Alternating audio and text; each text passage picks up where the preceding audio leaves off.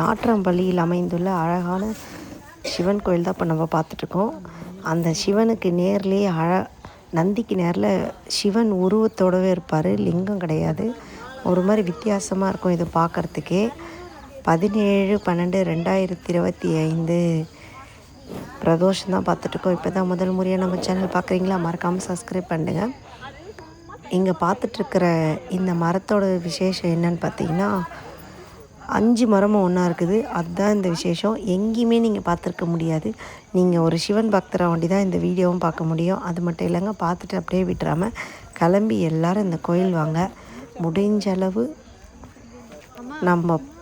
நம்ம வீடியோவில் பார்க்குற ஒரு புது கோயிலும் கண்டிப்பாக நீங்கள் தரிசிக்கணுன்றது என்னுடைய ஆசை.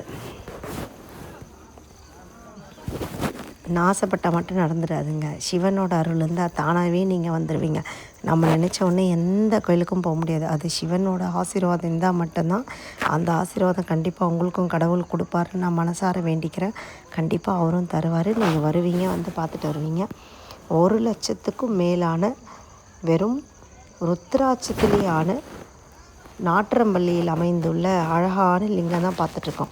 அப்படியே அந்த லிங்கத்தை பார்த்து அப்படியே பின்னாடி நீங்கள் அந்த லிங்கமும் அதுவும் கூட சேர்ந்த மாதிரி பப்ளி தோட்டம், காய் தோட்டம் எல்லாம் இருக்குது. மஞ்சள், அழகான ஒரு இயற்கை சூழலில் விவசாயம் சுற்றி விவசாயம் நடக்குது.